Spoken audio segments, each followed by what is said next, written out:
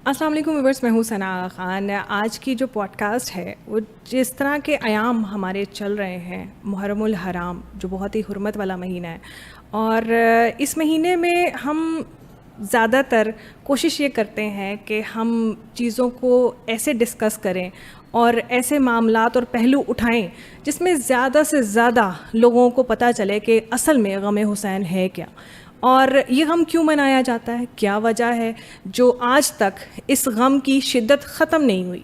जी, हमारे साथ स्टूडियोज़ में मौजूद हैं इकबाल चिश्ती साहब, जो कि इस्लामिक स्कॉलर भी हैं, रिसर्चर भी हैं। इनका एक वास्ट विजन है इसके ऊपर, और आज हम बहुत सी ऐसी बातें जानेंगे जो शायद हम करबला को बयान करते हुए भूल जाते हैं या फरामोश हो जाती हैं, क्योंकि जो लोग डिटेल से उसको सर्च करते हैं, पढ़ते हैं उसके बारे में और उस पर तज्ज़िया करते हैं, वो लोग ज़्यादा बेहतर समझते हैं। अस्सलाम वालेकुम सर। वालेकुम अस्सलाम वरहमतुल्लाह। कैसे हैं आप? अल्हम्दुलिल्लाह, आप कैसी हैं? बस शुक्र अल्हम्दुलिल्लाह। अच्छा सर, आपकी मेरी जब हम पॉडकास्ट स्टार्ट करने लगे तो उससे पहले डिस्कशन हुई इसी मामले में कि इन अयाम में स्पेसिफ़िक एक ख़ास माहौल बन जाता है, स्पेशली 9-10 मुहर्रम एक ऐसा हमारे पाकिस्तान में या इस्लामिक कंट्री में एक ऐसा सोख तारी हो जाता है, सड़कों पर लोग आवाम निकल आती है।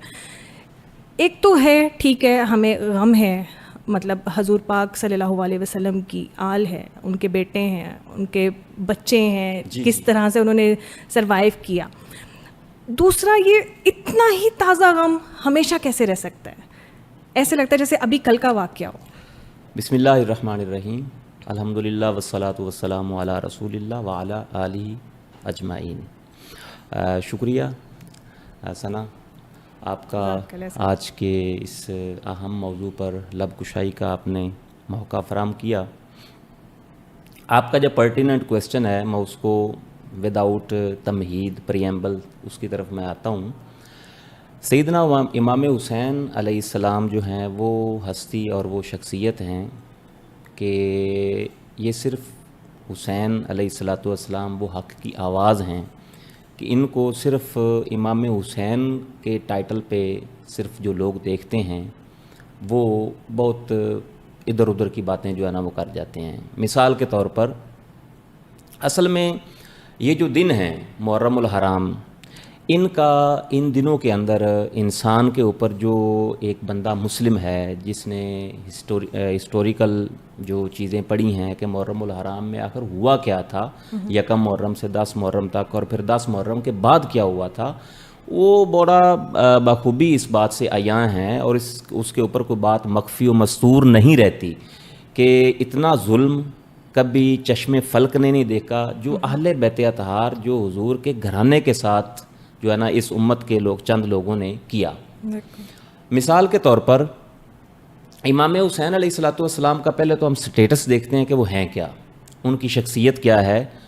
और बेसिकली इमाम हुसैन को जिन लोगों ने शहीद किया है ना, वो सिर्फ इमाम हुसैन को शहीद नहीं किया, वो रसूलुल्लाह सल्लल्लाहु अलैहि वसल्लम के वजूद अतहर को उन्होंने ज़ख्मी किया है। रसूल खुदा सल्लल्लाहु अलैहि वसल्लम के वजूद अतहर को, मुक़द्दस वजूद को उन्होंने तकलीफ़ पहुँचाई है। और मैं इसका सहारा कुरान करीम की आयत से लेना चाहूँगा। बिस्मिल्लाहिर्रहमानिर्रहीम, अल्लाह कहता है इन्नल्लज़ीना युज़ून अल्लाह व रसूलहू, कि बेशक वो लोग जो अल्लाह और उसके रसूल को ईज़ा देते हैं। अब अल्लाह को ईज़ा कैसे कोई दे सकता है? यानी अल्लाह ने अपने रसूल की ईज़ा जो है वो अपने साथ मुत्तसिल कर दी है।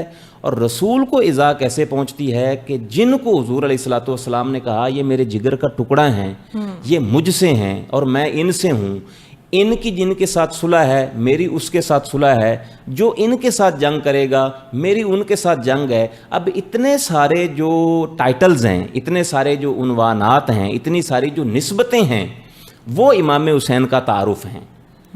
और फिर आका अलैहिस्सलातु वस्सलाम का जो है ना ये जो शहज़ादे हैं उनके साथ उनको फिर एक दावत के तौर पर बुलाना और उनको कहना जी आप हमारे अंदर जो है ना वो तशरीफ़ लाएं।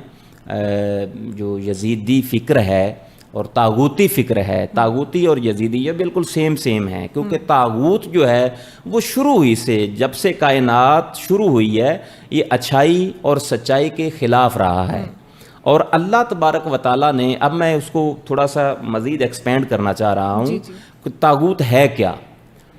اللہ تبارک و تعالیٰ نے الہی نظام جو ہے وہ نازل کیا اہل دنیا کے لیے اور دنیا والوں کو، تاکہ صحیح راہ دکھائی جائے، غلطیوں سے بچایا جائے، ناہی عن المنکرات جو ہے ان سے جو ہے نا وہ پرہیز کروایا جائے. تو اللہ کا نظام اب کیسے آیا؟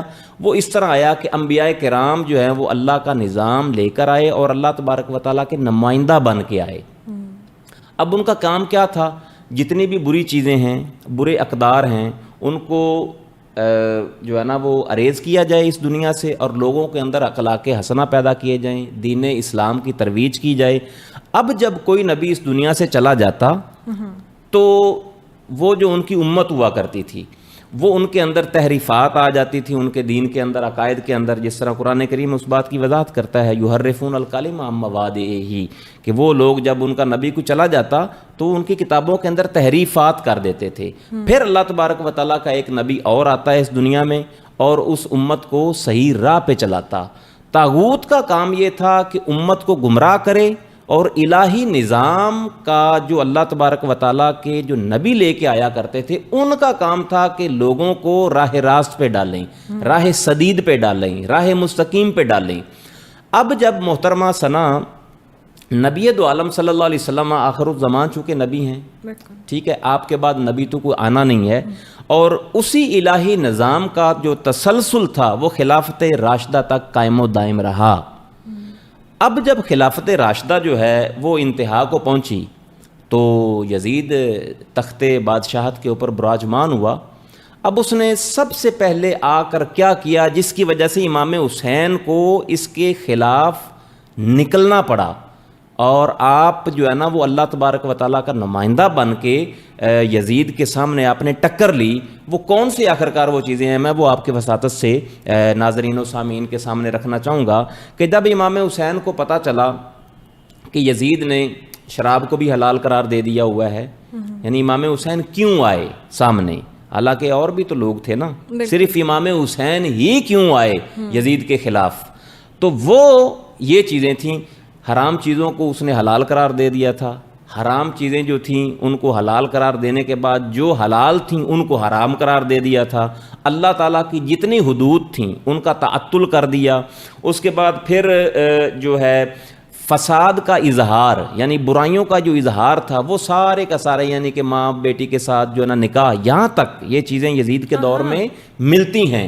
اب امام حسین نے جب یہ دیکھا کہ یزید جو ہے یہ اللہ تبارک و تعالیٰ کے دین کے ساتھ یہ کھلواڑ کر رہا ہے، اور رسول اللہ صلی اللہ علیہ وسلم کے دین کے ساتھ جو ہے نا وہ حد تک کر رہا ہے، ان کے دین کی جو حدود و قیودات ہیں ان کو پامال کر رہا ہے، پھر امام حسین اللہ تبارک و تعالیٰ کا وہی نظام اور الہی نظام کا نمائندہ بن کر یزید کے سامنے کھڑے ہوئے اور آپ نے اس کو چیلنج کر دیا کہ یہ تم غلط کر رہے ہو.